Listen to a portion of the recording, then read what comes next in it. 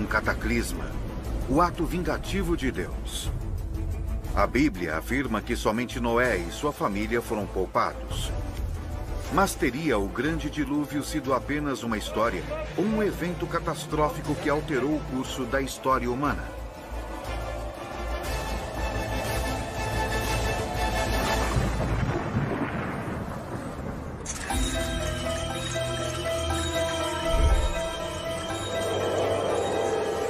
Enigmas da História. O Grande Dilúvio. Peter Gandy escreveu vários livros controversos sobre as origens do cristianismo. Agora, ele está reexaminando um dos acontecimentos mais terríveis descritos no Velho Testamento: a história de Noé e do Grande Dilúvio.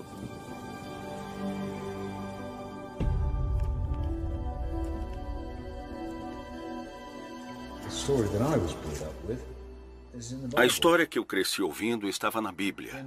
Gênesis capítulo 6, versículo 17.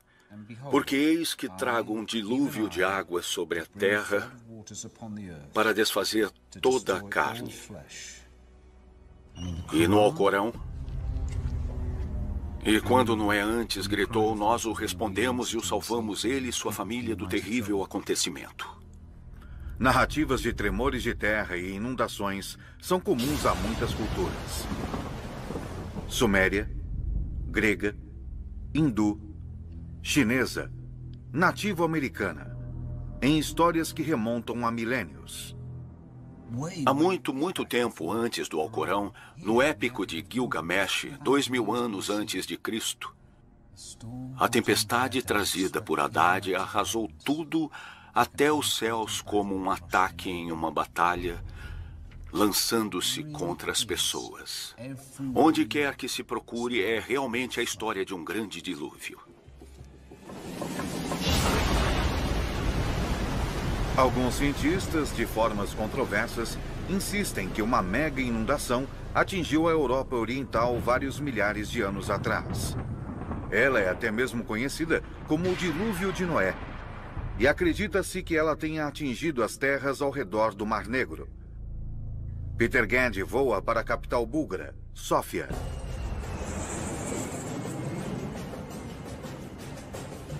Ele quer descobrir que efeitos uma enorme inundação pode ter tido nas primeiras civilizações dessas religiões e o que pode ter causado a inundação do Mar Negro.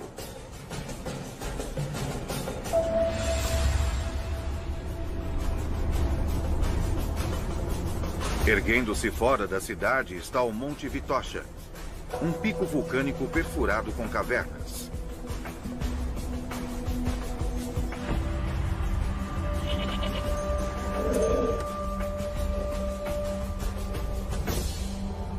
Peter Gandy sobe até a montanha para se encontrar com o professor Yavor Shopov, da Universidade de Sófia. Me disseram que o senhor talvez pudesse lançar alguma luz sobre essa inundação. Sim, mas para isso precisamos entrar na caverna. Com mais de 15 quilômetros de extensão, este é o complexo de cavernas subterrâneas mais longo da Bulgária. E é profundo. Há 6 níveis diferentes e um intrincado de câmaras escuras como breu. Isto é muito mais estreito do que eu achei que fosse. Quando essas câmaras inundam, elas se enchem de água rapidamente. Rastejando através de pequenos túneis claustrofóbicos, Shopov conduz Peter Gandy até o local de sua descoberta. Dr. Shopov? Sim. Onde o senhor está? É preciso quase 1 hora para se chegar ao local exato. Finalmente, Shopov avisa que chegaram. Esta é a caverna? Sim. É extraordinário. A caverna é repleta de estalactites e estalagmites espetaculares. O que esta caverna pode nos dizer sobre o dilúvio?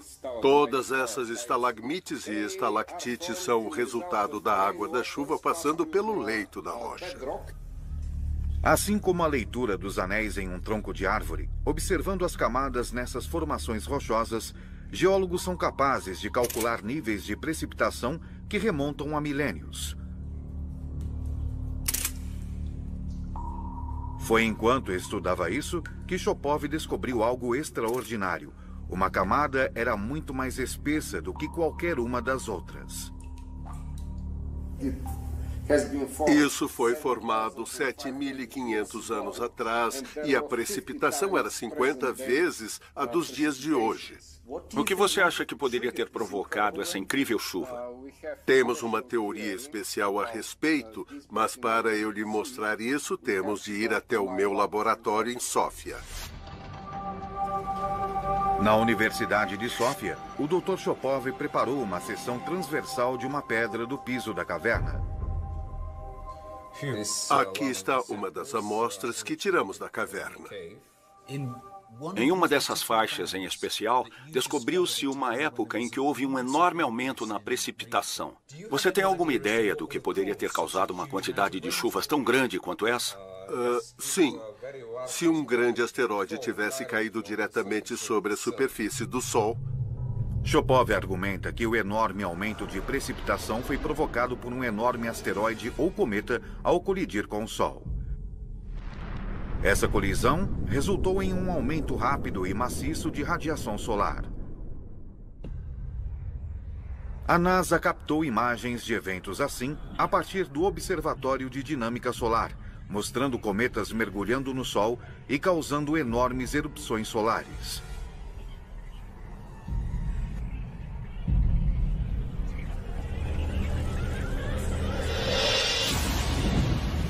Chopov calcula que depois do cometa atingir o Sol, houve um aumento drástico e rápido na temperatura da Terra. Quantidades imensas de água do mar evaporaram, causando um aumento colossal nas chuvas.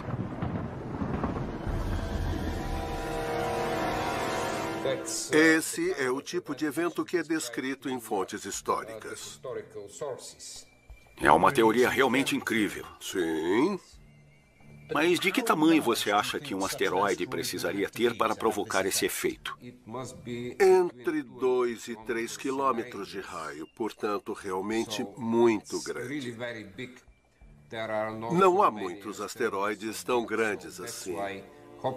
Felizmente, esse tipo de evento acontece muito raramente. As conclusões de Chopov, embora calorosamente debatidas, encontram eco em outras teorias que também argumentam ter havido uma inundação maciça na região do Mar Negro. Elas sugerem enormes quantidades de gelo derretido no final da última era glacial. Há mais de 5.000 anos, houve a elevação do nível do mar. Em algum momento durante esse período, a água do Mediterrâneo correu para o Bósforo a um ritmo de 40 quilômetros cúbicos por dia, 200 vezes o fluxo das cataratas do Niágara. Essa inundação transformou um enorme lago interior no Mar Negro e expandiu significativamente a linha costeira.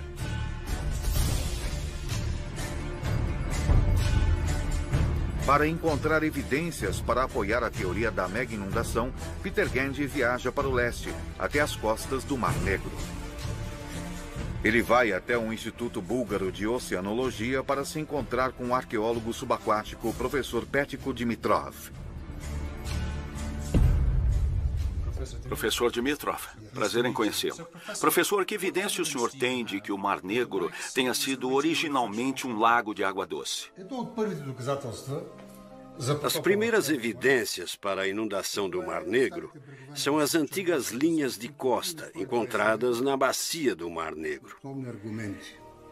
Esta antiga linha de costa encontra-se a cerca de 90 a 120 metros de profundidade.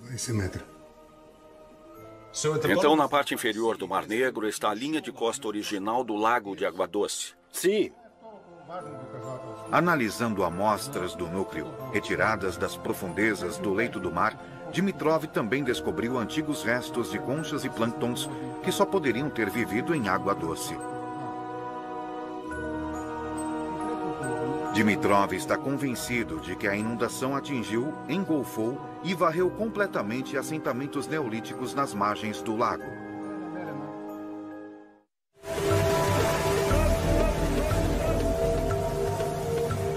Em 2011, um navio de investigação geológica, o Academic, realizou extensas pesquisas subaquáticas. Konstantin Chiterev era o chefe da equipe. Um dia estávamos fazendo a varredura do leito do mar e encontramos uma espécie de saliência e decidimos enviar uma sonda para colher uma amostra. Quando a sonda foi puxada de volta, os cientistas começaram uma inspeção detalhada do que haviam recuperado. Eles logo perceberam que haviam encontrado algo significativo.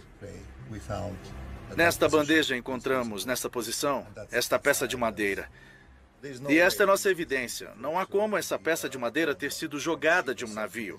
Não há como ela estar lá, exceto se houver um antigo vilarejo ou coisa assim naquela profundidade. Então isso é prova de que há assentamentos no fundo do Mar Negro? Assentamentos humanos? Eu acho que sim. Ainda estamos à espera da datação de carbono. E se ela tiver 7.600 anos de idade, então assunto encerrado. Mas, por enquanto, este caso está longe de ser encerrado. Geólogos do Instituto Oceanográfico norte-americano de Woods Hole também retiraram amostras do núcleo. Eles concordam que a região do Mar Negro passou por uma enchente maciça. Mas eles calculam que os níveis subiram 10 metros, ao passo que o número dos búlgaros é 60, resultando em uma superfície muito menor de terras inundadas. Seus resultados também desafiam a datação da pedra búlgara do solo da caverna. Os americanos calculam que a inundação ocorreu há 9.000 anos e meio, 2.500 anos antes da data em que Shopov afirma terem ocorrido inundações e chuvas torrenciais.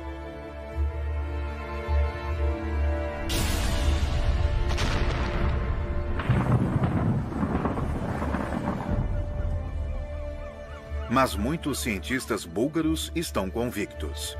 Eles acreditam que o grande dilúvio realmente submergiu a primeira civilização europeia de 7.000 anos atrás e centrada no que é hoje o litoral búlgaro. É uma posição radical em relação à visão histórica convencional de que os minoicos fundaram a primeira sociedade europeia sofisticada 2.000 anos mais tarde em Creta. Peter Gandy está empenhado em encontrar vestígios dessa primitiva civilização.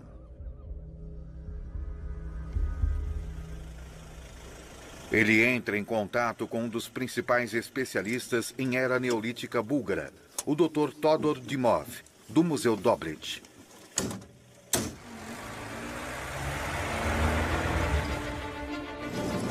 Gandy e Dimov partem para a remota faixa norte-oriental da costa do Mar Negro búlgaro.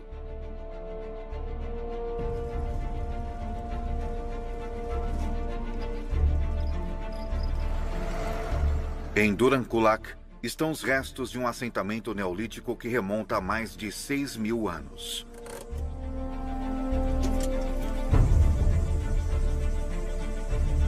Essa foi uma comunidade sofisticada. Ela é chamada de Troia búlgara, mas antecede a antiga cidade grega em mais de 2.000 anos.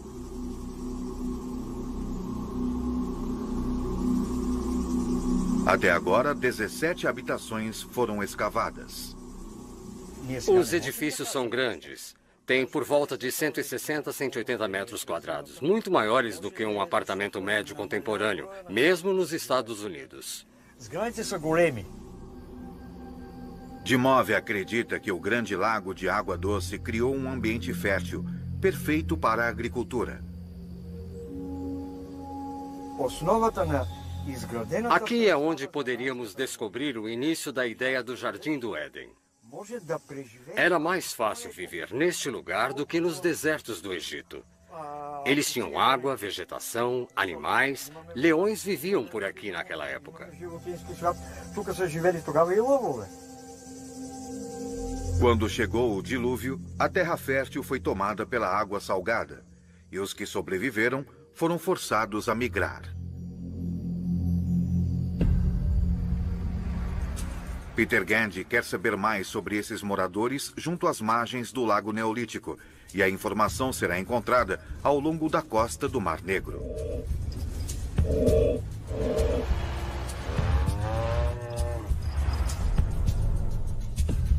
Em 1972, um sítio com quase 300 sepulturas foi encontrado nas cercanias do porto de Varna. Sua datação indicou que eles têm mais de 6.000 anos. Muitos despojos foram enviados ao Instituto Búlgaro de Antropologia. Peter Gandy está em Sófia para se encontrar com o professor Yordan Yordanov. O senhor tem alguma ideia de como eram essas pessoas? Para saber como eram essas pessoas há 7.000 anos, precisamos realizar uma reconstrução facial antropológica. Esse é o crânio mais bem preservado da necrópole de Varna.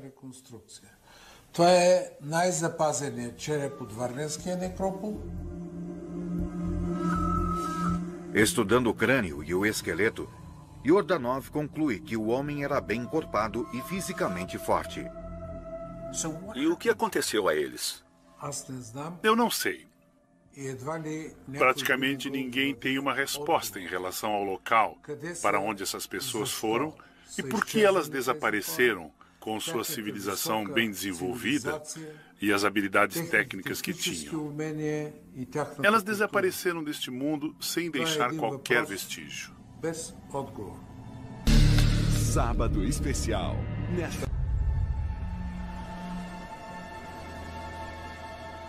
Muitas das sepulturas de Varna continham numerosos artefatos altamente sofisticados, feitos de ouro, cobre, cerâmica, pedra e conchas.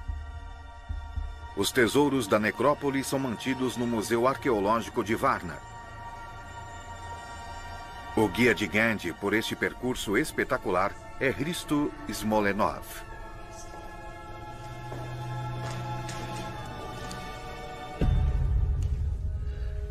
Este é o mais antigo tesouro de ouro do mundo. Isso é incrível. Este é o famoso ouro da necrópole de Varna. Sim. É um enorme privilégio ver isso. Vocês fizeram a datação? Sim, pela datação por radiocarbono, eles são de meados do 5º milênio antes de Cristo. Portanto, de 6.500 anos atrás. Isso é extraordinário. Isso coloca a história da civilização europeia ainda mais distante. Exatamente. Estou certo de que este ouro pertence à primeira civilização europeia. Só de olhar parece possível ver que se trata de alguma coisa incrivelmente sofisticada. Sim. A tecnologia e o design parecem notáveis para uma coisa dessa época. E também representam a mais antiga das ciências. Ciências? Eu vejo objetos de ouro, não vejo um sistema matemático.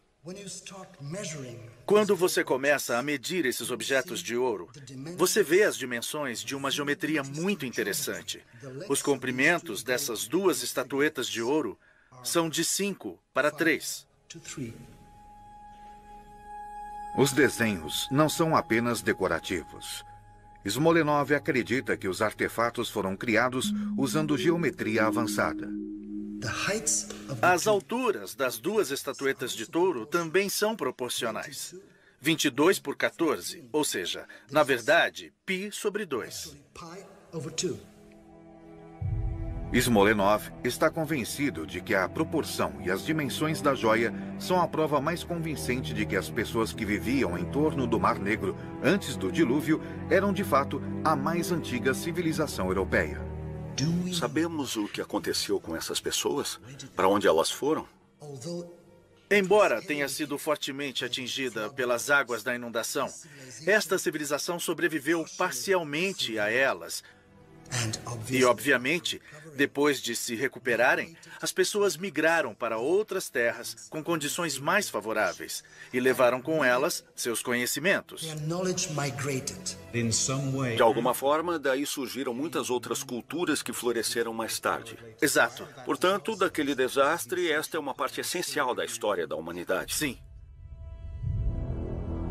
Smolenov acredita que esses povos antigos foram dispersados pelo dilúvio, mas seus conhecimentos reapareceram com um grande florescimento das civilizações egípcias, sumérias e gregas, 1000 a 2000 anos mais tarde.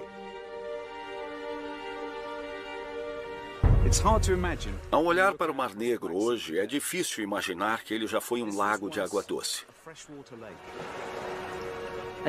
E sim, a evidência sugere que realmente houve uma inundação maciça aqui.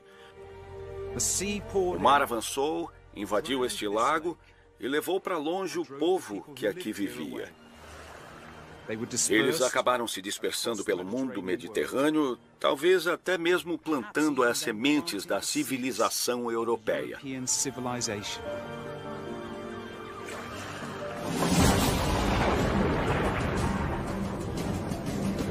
Há discordâncias quanto à inundação que aconteceu aqui há mais de 9.000 anos ter sido tão cataclísmica quanto alguns sugerem.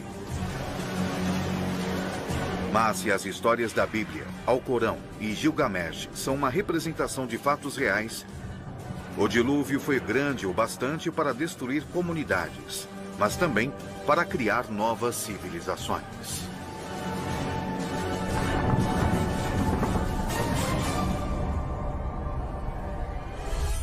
Enigmas da história.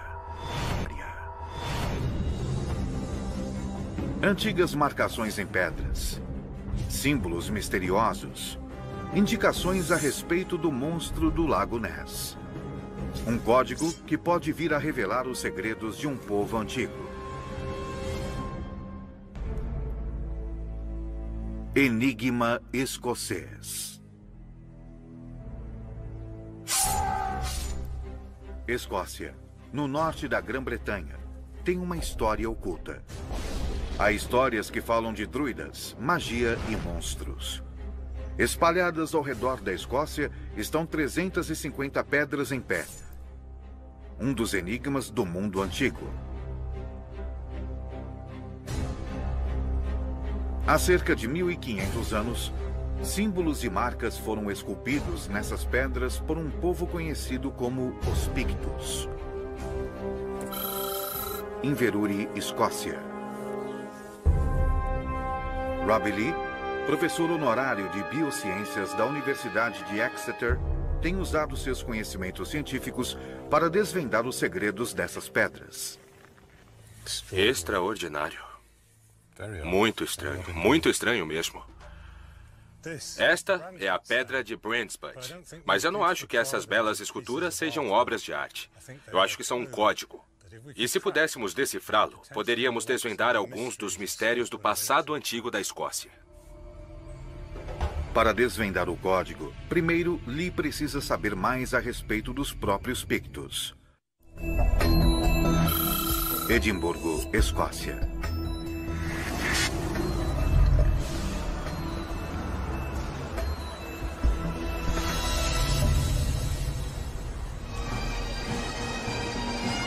A Escócia é hoje conhecida como a terra de coração valente, do tártaro, das gaitas de fole e do whisky. Mas os antigos predecessores dos escoceses não deixaram quaisquer registros escritos, e seu passado está encoberto. O que sabemos de fontes escritas foi fornecido por outros povos, como os romanos. Temos aqui um mapa de Ptolomeu do século II, que mostra o mundo conhecido na época. E acima, no canto superior esquerdo, está a Bretanha e a Escócia, em um ângulo muito estranho, feito de forma bastante imprecisa. Águas quase não registradas, poder-se-ia dizer. O mapa de Ptolomeu foi feito em torno do ano de 150, no auge do Império Romano, que controlava cerca de 5 milhões de quilômetros quadrados da superfície terrestre. Mas esse posto distante permaneceu inexplorado, não conquistado e temido. Acima, naquela pequena faixa que é a Escócia, Ptolomeu escreveu a palavra Caledônios, que significa o povo forte ou inflexível.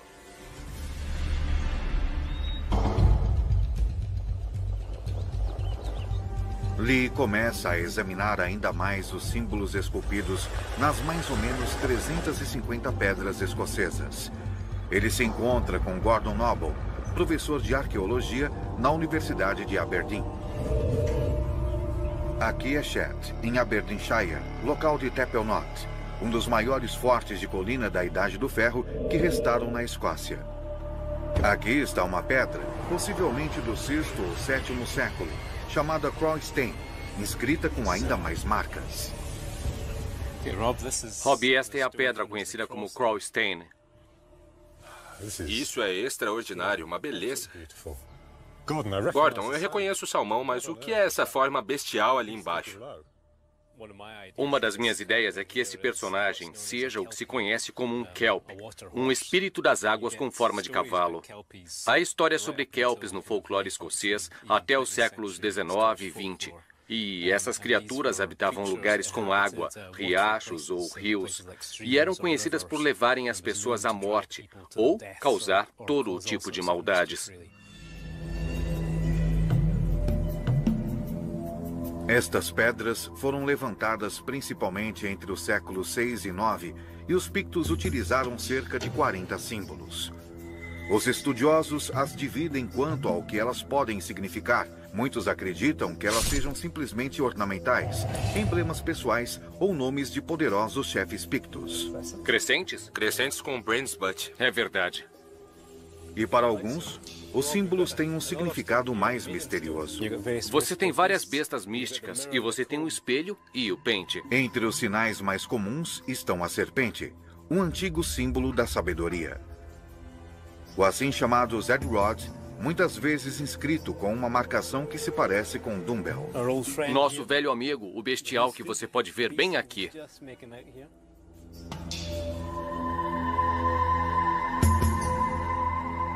Este é o terceiro que vimos hoje nesta área? Absolutamente incrível. Há sem dúvida algum tipo de padrão aqui. Isso deve ser significativo. Sim. Lee tem acumulado uma grande quantidade de material e provas a respeito das bestas dos Pictos e outros símbolos peculiares. Ele acredita que há neles um significado oculto que outros estudiosos deixaram passar. Os símbolos são tão lindamente esculpidos por toda a Escócia. Esta é a pedra Newton House, absolutamente fantástica. Mas ela não me parece apenas arte. Eles investiram muito tempo e esforço nisso, o colocaram em pedras em pé, em pedras como a Maiden Stone. Isso deveria ter um significado muito grande para eles. O que isso realmente significou para os Pictos acabou perdido nos séculos. Mas acho que a ciência moderna pode ser capaz de lançar talvez um pouquinho de luz sobre o mistério do que os símbolos na verdade representam. 500 quilômetros ao sul, atravessando a fronteira na Inglaterra, na Universidade de Lancaster, há alguém que pode ajudar. Lancaster, Inglaterra. O estatístico Dr. Phil Jonathan usa tecnologia de ponta de computador para tentar encontrar conexões entre os símbolos. Eu acredito que eu esteja começando a ver alguns padrões nos símbolos. Por exemplo, se verificarmos a Brands Butt e a Newton House, ambas têm dois símbolos. E em cada caso, o símbolo inferior é essa bela serpente com um Zedrod. E eu fico imaginando se existe alguma maneira de podermos analisar esses padrões. Certamente. Acho que isso é muito interessante. Tudo o que temos que fazer é tentar mostrar se essas pedras contêm informações. Podemos fazer isso verificando a taxa de ocorrência dos diferentes símbolos e o quanto o arranjo dos símbolos sobre a pedra não é aleatório. O Dr. Jonathan tem um programa capaz de analisar todos os dados de Lee. Enquanto o computador procura por padrões recorrentes entre as pedras, Lee sai para investigar a criatura no símbolo singular dos Pictos, que ele acredita que possa ser um kelp, ou um cavalo da água. Ele vai para o norte, para as Highlands, as terras altas escocesas, local de um dos mais famosos monstros míticos do mundo, para Loch Ness.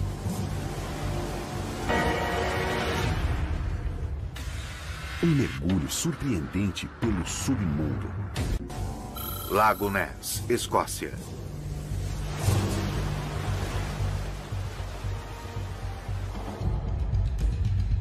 O pesquisador Adrian Chine tem examinado cuidadosamente esse lago há 30 anos, usando o sonar para explorar suas profundezas. Você já viu alguma coisa misteriosa ou semelhante a um monstro? Semelhante a monstros, certamente. Parte do meu trabalho é descobrir o que as pessoas estão vendo, porque elas têm visto e insistido que estão vendo animais de grande porte nos últimos 80 anos. Tudo bem.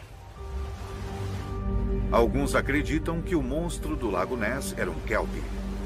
Poderiam as imagens na pedra ser representações da mesma coisa? Isso é certamente um cavalo d'água, se é que alguma vez ele existiu. Na verdade, são o casco e a cauda. E a cauda de peixe? O primeiro relato escrito de Nessie remonta aos tempos dos Pictos. Isso é algumas vezes chamado de peixe-monstro.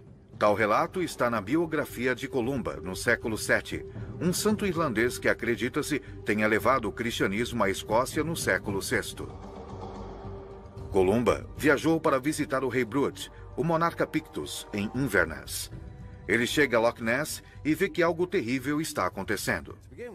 Em algum lugar perto do rio Ness, ele encontra um grupo de homens enterrando um de seus amigos que havia sido selvagemente mordido por um monstro d'água.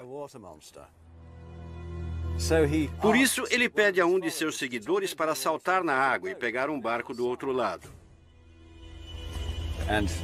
Seu seguidor faz isso exatamente tirando as roupas, o sabre, a túnica e mergulha na água. Mas a fera estava esperando no leito do rio, e seu apetite não está saciado, mas meramente despertado. Então o monstro nada até a superfície, se aproxima do homem com um terrível rugido. Columba faz então o sinal da cruz no ar, dizendo: rápido, volte e não toque aquele homem. E a fera se afasta mais rapidamente do que havia se aproximado, como se puxada por cordas.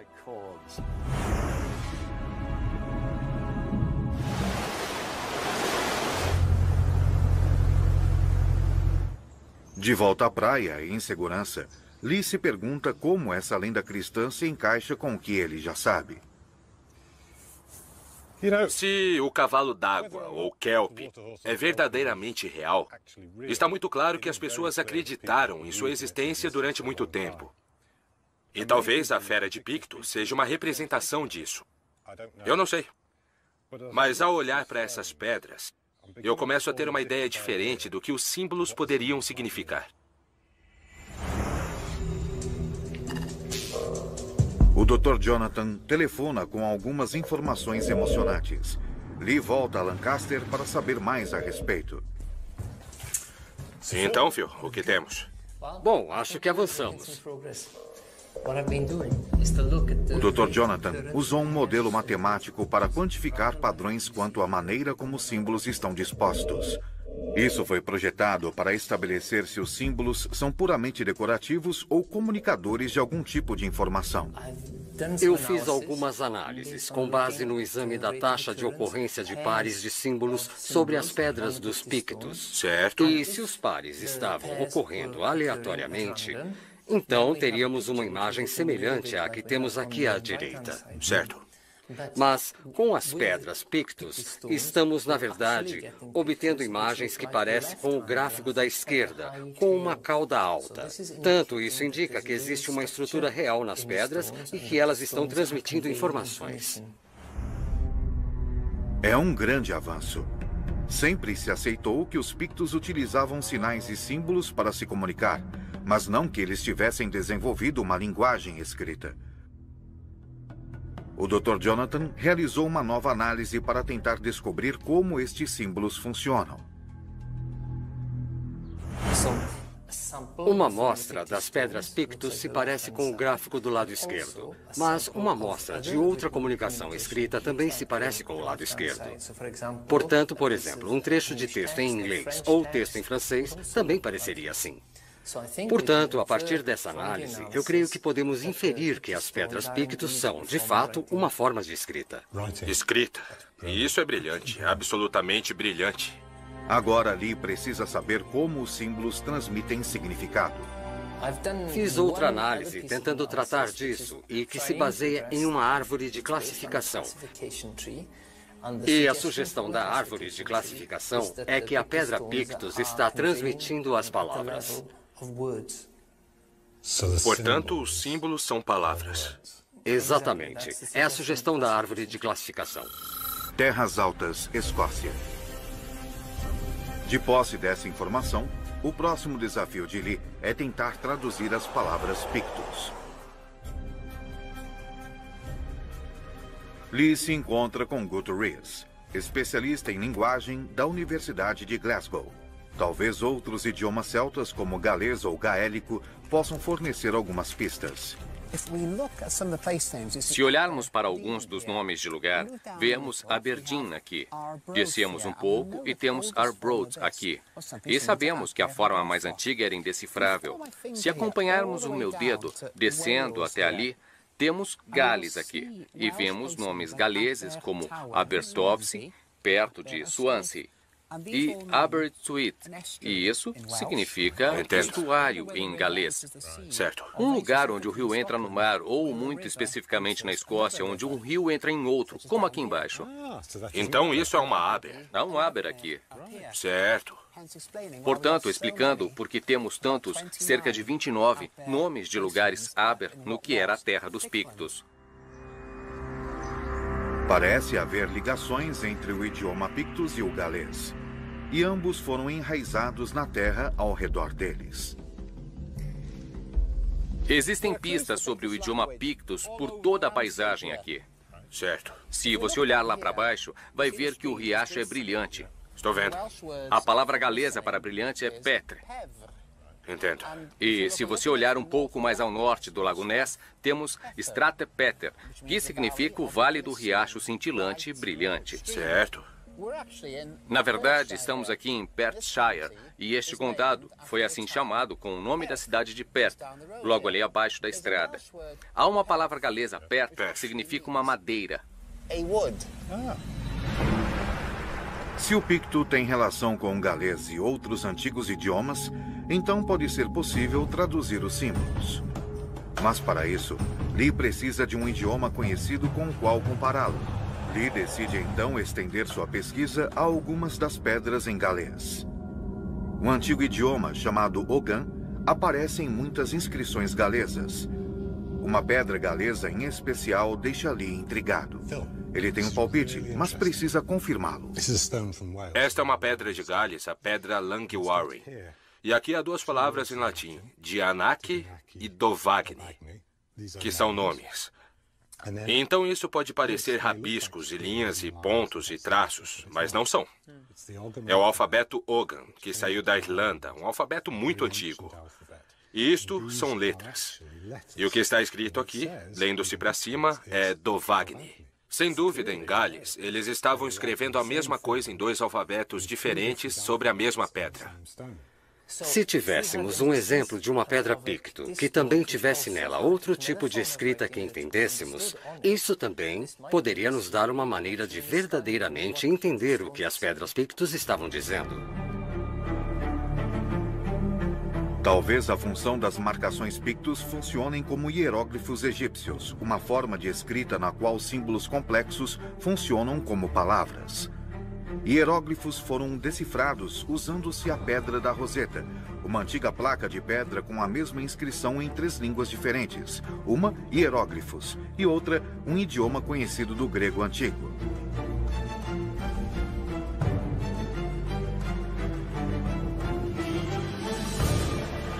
Lee decide que é hora de voltar à Escócia. Ele vai para Inverurie, em Aberdeenshire, e ao improvável cenário de uma moderna zona residencial. Lee volta para dar uma olhada mais de perto na pedra Brent's Butt, mais certo do que nunca de que ela seja a chave de sua investigação. O que é maravilhoso a respeito desta pedra é que temos duas formas de escrita. Se estivermos certos, esses símbolos são palavras. Cada símbolo é uma palavra. A serpente é o Zerod, é uma palavra. O crescente é o Verod, é outra palavra. E temos o Ogan escrito aqui. Se ambos foram gravados ao mesmo tempo e significam a mesma coisa, então este Ogan nos dá a chave potencialmente para desvendar o significado dessas palavras símbolos aqui. Talvez se os peritos conseguirem ler isto, então esta pedra poderia se tornar tão significativa para decifrar os símbolos pictos, como a pedra da Roseta foi para decifrar os hieróglifos egípcios. Para ajudá-lo a traduzir o texto Ogham, Lee se encontra novamente com o linguista Gutierrez. Este é o meu desenho da pedra Brandsput, em Inverurie. Eu gostaria de saber se você poderia me ajudar com esta inscrição Ogham. Bom, eu posso lhe dizer o que eu acho que cada letra significa. E esta é uma pedra belamente inscrita. Este seria um E, R, A, T, A, D, D, e assim por diante até o final da inscrição. Certo. E que nós leríamos como Eratawaren.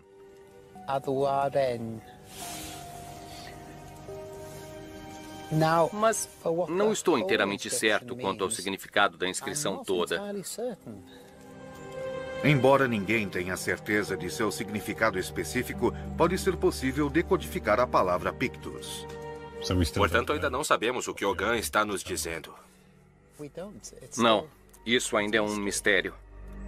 Decifrar a sabedoria antiga contida nas pedras da Escócia irá levar tempo. Até mesmo a pedra da Roseta levou mais de 20 anos para ser decifrada. Talvez Lee possa descobrir quem ergueu as pedras e por quê.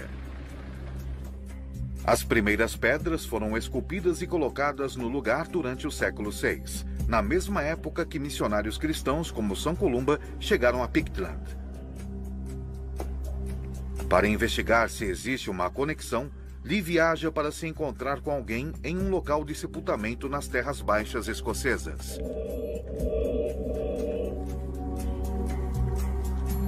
O Dr. David Clark está esperando por ele ali embaixo na própria câmara funerária.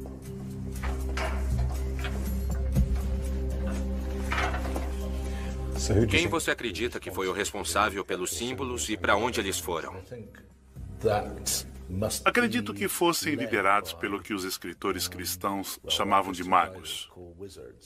Pessoas que resolviam quais seriam os símbolos realmente com poder para serem colocados nas pedras. Os magos Pictus eram os druidas, uma poderosa classe de sacerdotes pagãos. Acreditava-se que fossem hábeis feiticeiros e mestres mágicos, versados em cura e domadores das forças elementares da natureza.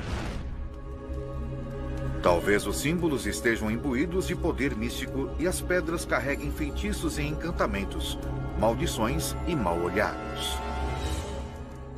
Por que você acha que os Pictos esculpiram as pedras símbolo? O que é notável é que esta é a primeira vez que esculturas apareceram na paisagem em quase 2000 anos. Parece-me que a razão por que se está fazendo isso é a existência de uma grave crise.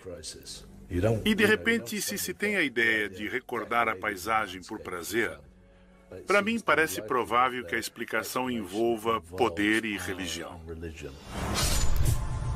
Portanto, as pedras poderiam ser um chamado místico às armas. Quando São Columba e outros missionários cristãos pregavam o evangelho pela Caledônia, supostamente realizando milagres ao longo do caminho, eles representavam um desafio direto ao poder e à religião dos druidas.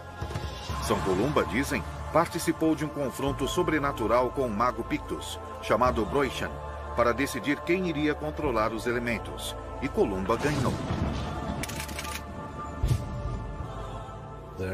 Eles estão tentando rejeitar os missionários cristãos vindos do Oeste. Estão tentando erguer essas coisas, dizendo, não queremos o cristianismo aqui. Lee pode ainda não ter decifrado o código das pedras escocesas, mas ele descobriu uma possível explicação para sua finalidade. Os monólitos poderiam ter sido uma tentativa de repelir uma ameaça terrível, reivindicando as próprias almas do povo Pictus, o cristianismo. Versão Marshmallow São Paulo.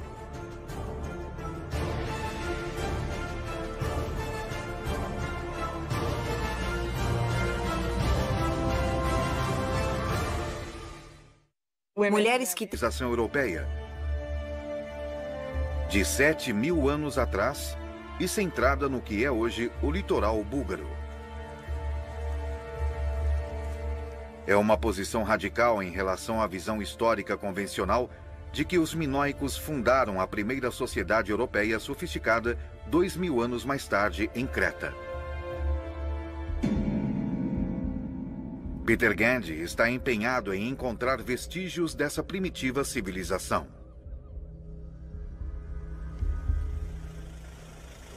Ele entra em contato com um dos principais especialistas em era neolítica búlgara, o Dr. Todor Dimov, do Museu Dobridge.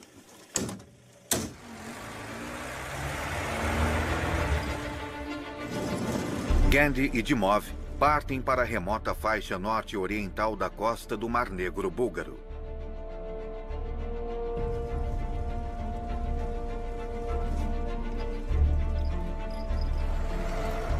Em Durankulak estão os restos de um assentamento neolítico que remonta a mais de 6.000 anos.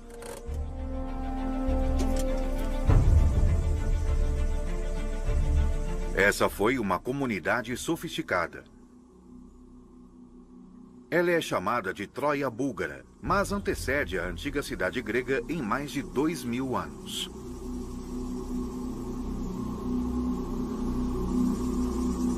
Até agora, 17 habitações foram escavadas. Os edifícios são grandes. Tem por volta de 160 a 180 metros quadrados, muito maiores do que um apartamento médio contemporâneo, mesmo nos Estados Unidos. Dimov acredita que o Grande Lago de Água Doce criou um ambiente fértil, perfeito para a agricultura. Aqui é onde poderíamos descobrir o início da ideia do Jardim do Éden. Era mais fácil viver neste lugar do que nos desertos do Egito. Eles tinham água, vegetação, animais. Leões viviam por aqui naquela época.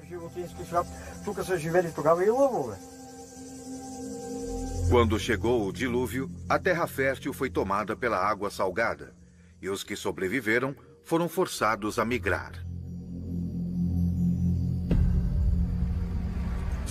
Peter Gandy quer saber mais sobre esses moradores junto às margens do Lago Neolítico, e a informação será encontrada ao longo da costa do Mar Negro.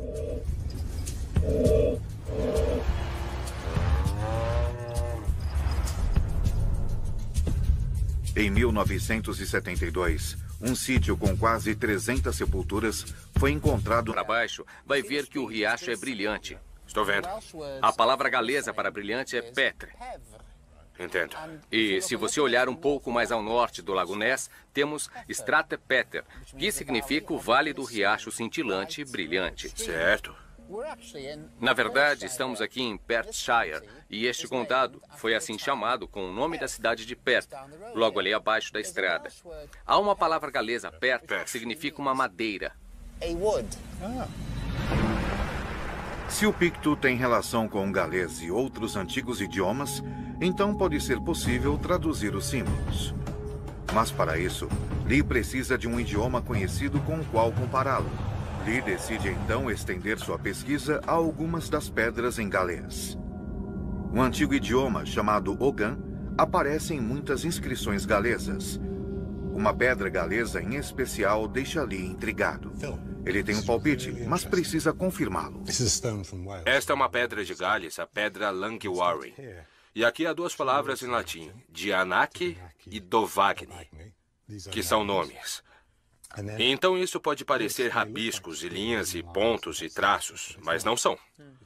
É o alfabeto Ogan, que saiu da Irlanda, um alfabeto muito antigo. E isto são letras. E o que está escrito aqui, lendo-se para cima, é Dovagni. Sem dúvida, em Gales, eles estavam escrevendo a mesma coisa em dois alfabetos diferentes sobre a mesma pedra. Se tivéssemos um exemplo de uma pedra picto, que também tivesse nela outro tipo de escrita que entendêssemos, isso também poderia nos dar uma maneira de verdadeiramente entender o que as pedras pictos estavam dizendo. Talvez a função das marcações pictos funcionem como hieróglifos egípcios, uma forma de escrita na qual símbolos complexos funcionam como palavras. Hieróglifos foram decifrados usando-se a Pedra da Roseta, uma antiga placa de pedra com a mesma inscrição em 3 línguas diferentes, uma hieróglifos e outra um idioma conhecido do grego antigo.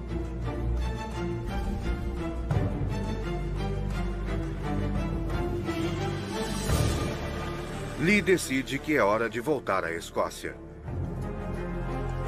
Ele vai para Inverurie, em Aberdeenshire, e ao improvável cenário de uma moderna zona residencial.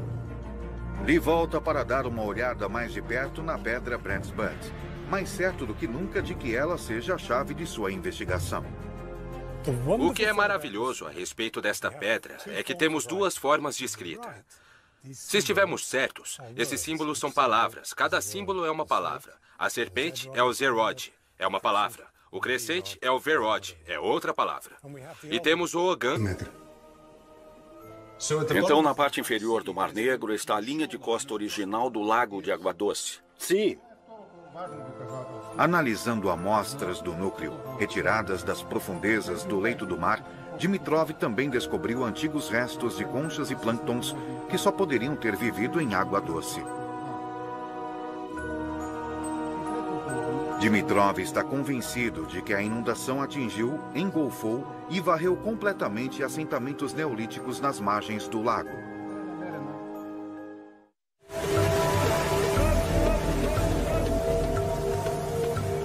Em 2011, um navio de investigação geológica, o Academic, realizou extensas pesquisas subaquáticas. Konstantin Shiterev era o chefe da equipe. Um dia estávamos fazendo a varredura do leito do mar e encontramos uma espécie de saliência e decidimos enviar uma sonda para colher uma amostra. Quando a sonda foi puxada de volta, os cientistas começaram uma inspeção detalhada do que haviam recuperado. Eles logo perceberam que haviam encontrado algo significativo. Nesta bandeja encontramos, nessa posição, esta peça de madeira. E esta é nossa evidência. Não há como essa peça de madeira ter sido jogada de um navio. Não há como ela estar lá, exceto se houver um antigo vilarejo ou coisa assim naquela profundidade. Então isso é prova de que há assentamentos no fundo do Mar Negro? Assentamentos humanos? Eu acho que sim. Ainda estamos à espera da datação de carbono. E se ela tiver 7.600 anos de idade, então assunto encerrado. Mas, por enquanto, este caso está longe de ser encerrado. Geólogos do Instituto Oceanográfico norte-americano de Woods Hole também retiraram amostras do núcleo. Eles concordam que a região do Mar Negro passou por uma enchente maciça. Mas eles calculam que os níveis subiram 10 metros, ao passo que o número dos búlgaros é 60, resultando em uma superfície muito menor de terras inundadas. Seus resultados também desafiam a datação da pedra búlgara do solo da caverna. Os americanos calculam que a inundação ocorreu há 9.000 anos e meio, 2.500 anos antes da data em que Shopov afirma terem ocorrido inundações e chuvas torrenciais.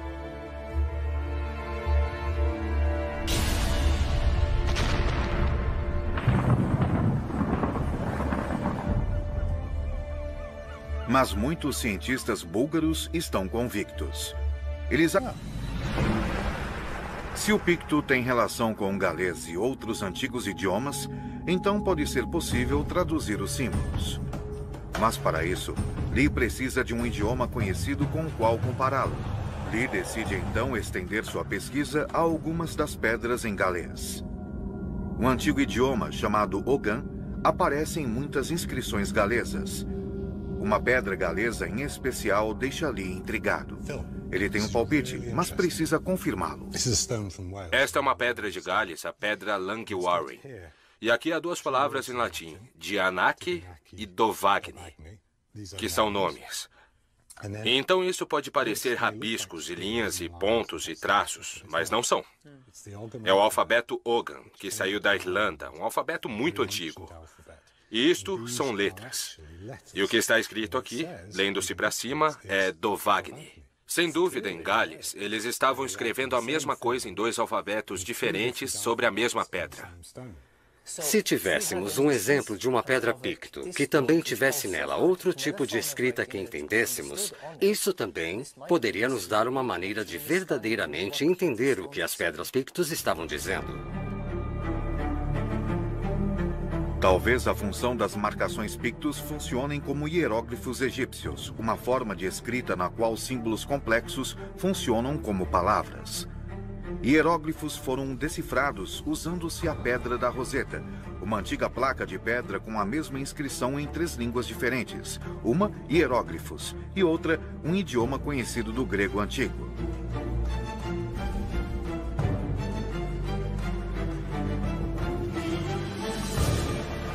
Lee decide que é hora de voltar à Escócia. Ele vai para Inverurie, em Aberdeenshire, e ao improvável cenário de uma moderna zona residencial. Lee volta para dar uma olhada mais de perto na pedra Brent's Butt, mais certo do que nunca de que ela seja a chave de sua investigação. O que é maravilhoso a respeito desta pedra é que temos 2 formas de escrita. Se estivermos certos, esses símbolos são palavras. Cada símbolo é uma palavra. A serpente é o Zerod, é uma palavra. O crescente é o Verod, é outra palavra. E temos o Ogan escrito aqui.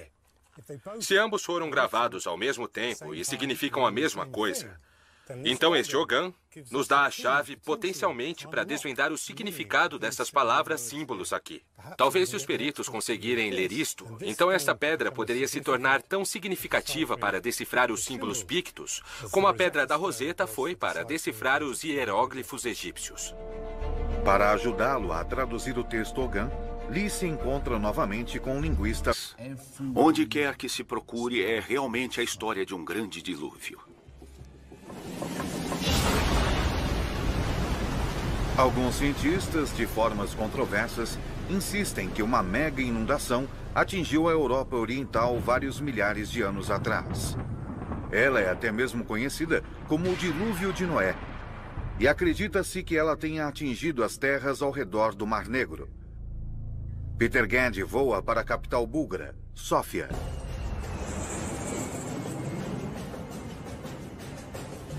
Ele quer descobrir que efeitos uma enorme inundação pode ter tido nas primeiras civilizações dessas religiões e o que pode ter causado a inundação do Mar Negro.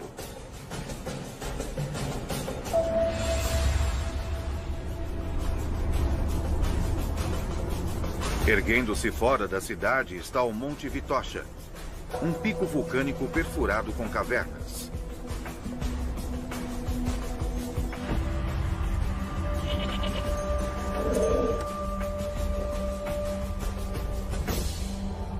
Peter Gandy sobe até a montanha para se encontrar com o professor Yavor Shopov, da Universidade de Sófia. Me disseram que o senhor talvez pudesse lançar alguma luz sobre essa inundação. Sim, mas para isso precisamos entrar na caverna. Com mais de 15 quilômetros de extensão, este é o complexo de cavernas subterrâneas mais longo da Bulgária. E é profundo. Há 6 níveis diferentes e um intrincado de câmaras escuras como o breu. Isto é muito mais estreito do que eu achei que fosse. Quando essas câmaras inundam, elas se enchem de água rapidamente. Rastejando através de pequenos túneis claustrofóbicos, Shopov conduz Peter Gandy até o local de sua descoberta. Dr. Shopov? Sim. Onde o senhor está? É preciso quase 1 hora para se chegar ao local exato. Finalmente, Shopov avisa que chegaram. Esta é a caverna? Sim. É extraordinário. A caverna é repleta de estalactites e estalagmites espetaculares.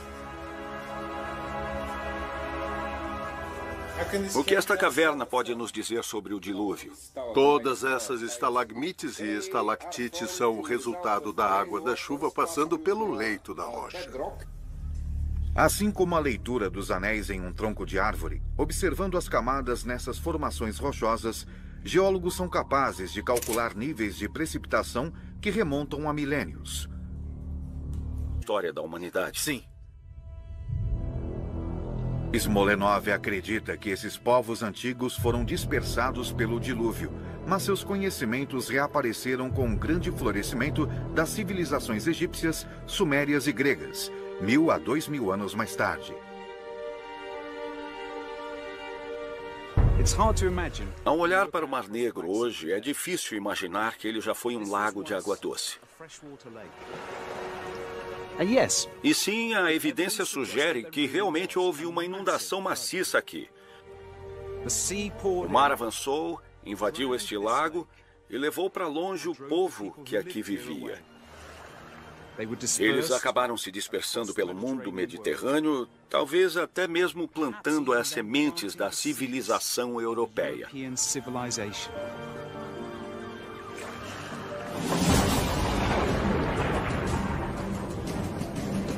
Há discordâncias quanto à inundação que aconteceu aqui há mais de 9.000 anos ter sido tão cataclísmica quanto alguns sugerem. Mas se as histórias da Bíblia, Alcorão e Gilgamesh são uma representação de fatos reais, o dilúvio foi grande o bastante para destruir comunidades, mas também para criar novas civilizações.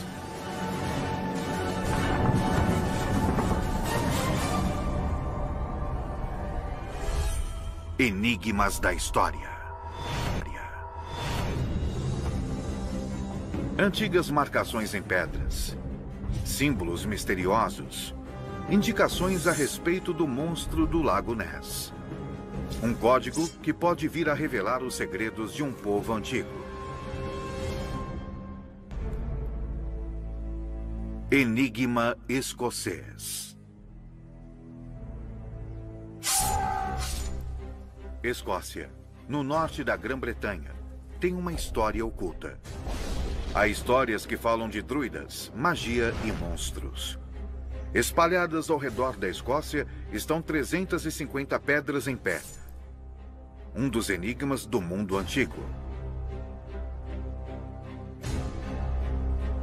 Há cerca de 1.500 anos, símbolos e marcas foram esculpidos nessas pedras por um povo conhecido como os Pictos. Inverurie, Escócia. Robbie Lee, professor honorário de Biociências da Universidade de Exeter, tem usado seus conhecimentos científicos para desvendar os segredos dessas pedras. Extraordinário.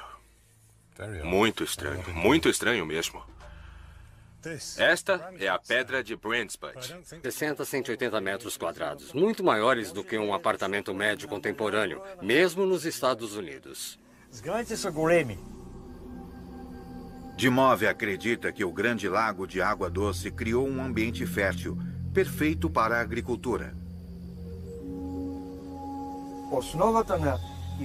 Aqui é onde poderíamos descobrir o início da ideia do Jardim do Éden. Era mais fácil viver neste lugar do que nos desertos do Egito. Eles tinham água, vegetação, animais. Leões viviam por aqui naquela época. Quando chegou o dilúvio, a terra fértil foi tomada pela água salgada, e os que sobreviveram foram forçados a migrar. Peter Gandy quer saber mais sobre esses moradores junto às margens do Lago Neolítico, e a informação será encontrada ao longo da costa do Mar Negro.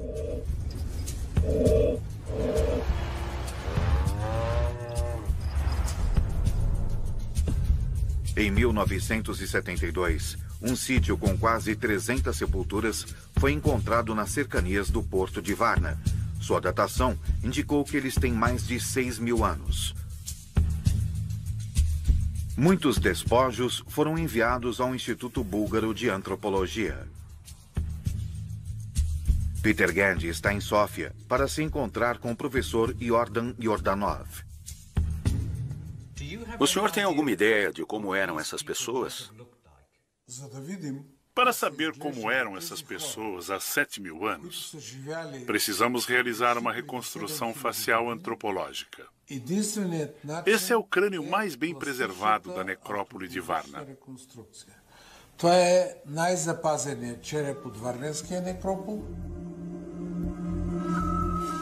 Estudando o crânio e o esqueleto, Yordanov conclui que o homem era bem encorpado e fisicamente forte. E o que aconteceu a eles? Eu não sei. Praticamente ninguém tem uma resposta em relação ao local para onde essas pessoas foram e por que elas desapareceram com sua civilização bem desenvolvida e as habilidades técnicas que tinham. Elas desapareceram deste mundo sem deixar qualquer vestígio. Sábado especial.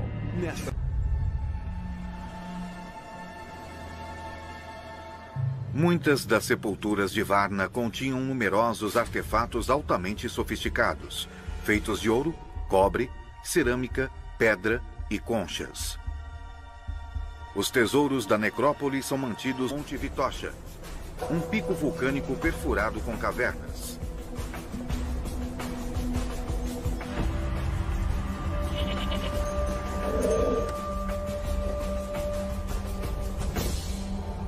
Peter Gandy sobe até a montanha para se encontrar com o professor Yavor Shopov, da Universidade de Sófia. Me disseram que o senhor talvez pudesse lançar alguma luz sobre essa inundação. Sim, mas para isso precisamos entrar na caverna. Com mais de 15 quilômetros de extensão, este é o complexo de cavernas subterrâneas mais longo da Bulgária. E é profundo. Há 6 níveis diferentes e um intrincado de câmaras escuras como breu.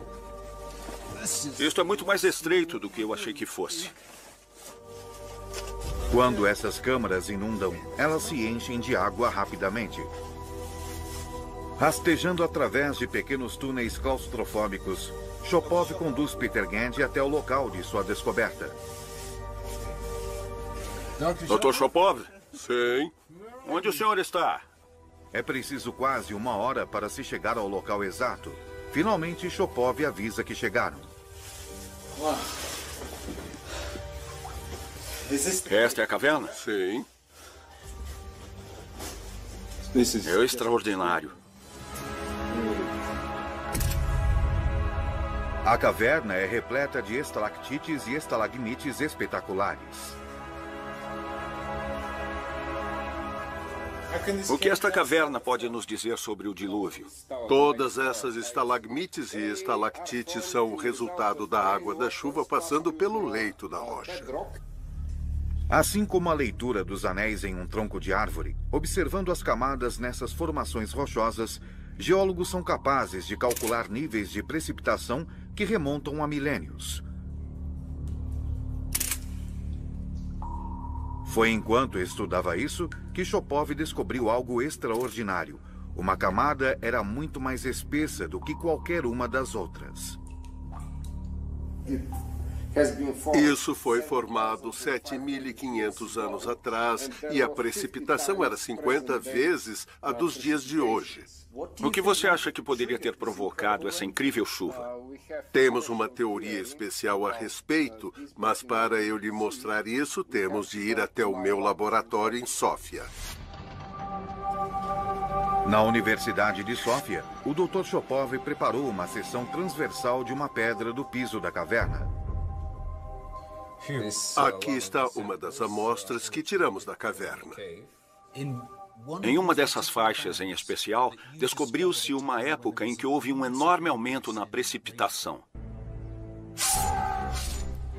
Escócia, no norte da Grã-Bretanha, tem uma história oculta. Há histórias que falam de druidas, magia e monstros. Espalhadas ao redor da Escócia estão 350 pedras em pé. Um dos enigmas do mundo antigo. Há cerca de 1.500 anos, símbolos e marcas foram esculpidos nessas pedras por um povo conhecido como os Pictos. Inverurie, Escócia. Robbie Lee, professor honorário de Biociências da Universidade de Exeter, tem usado seus conhecimentos científicos para desvendar os segredos dessas pedras. Extraordinário. Muito estranho mesmo. Esta é a pedra de Brandsbutt, mas eu não acho que essas belas esculturas sejam obras de arte. Eu acho que são um código. E se pudéssemos decifrá-lo, poderíamos desvendar alguns dos mistérios do passado antigo da Escócia. Para desvendar o código, primeiro Lee precisa saber mais a respeito dos próprios Pictos. Edimburgo, Escócia.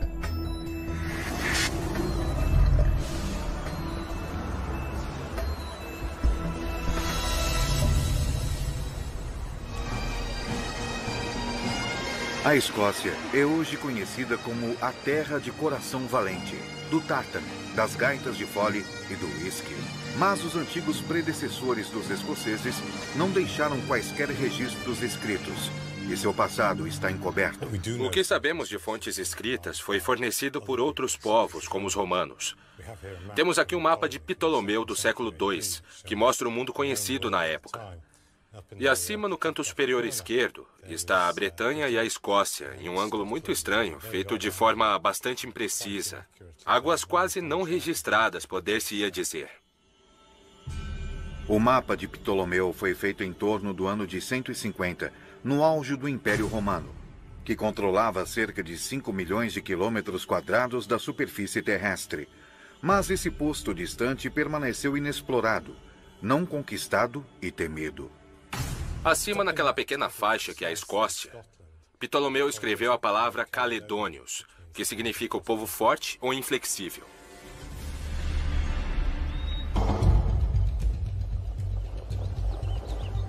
Lee começa a examinar ainda mais os símbolos esculpidos nas mais ou menos 350 pedras escocesas.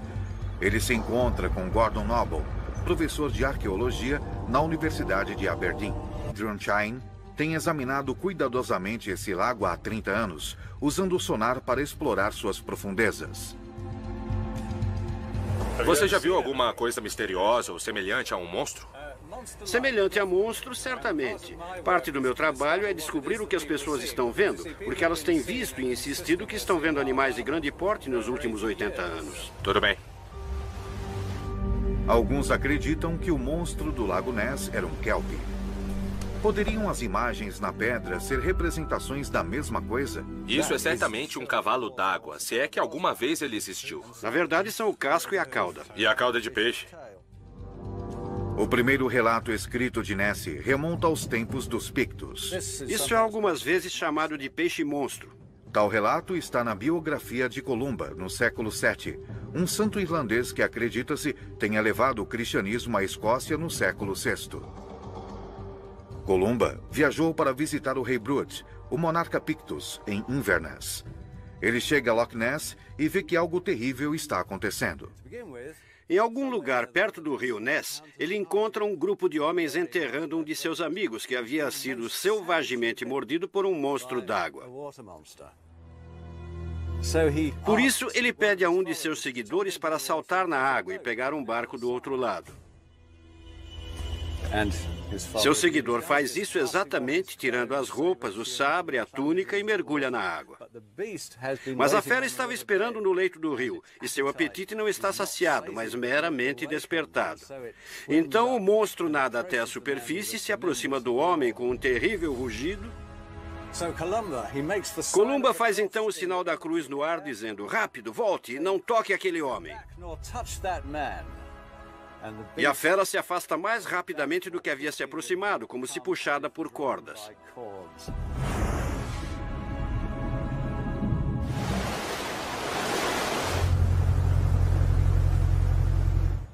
De volta à praia e em segurança, Lee se pergunta como essa lenda cristã se encaixa com o que ele já sabe.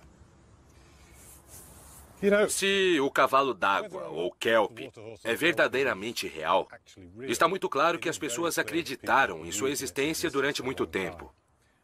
E talvez a fera de Picto seja uma representação disso. Eu não sei.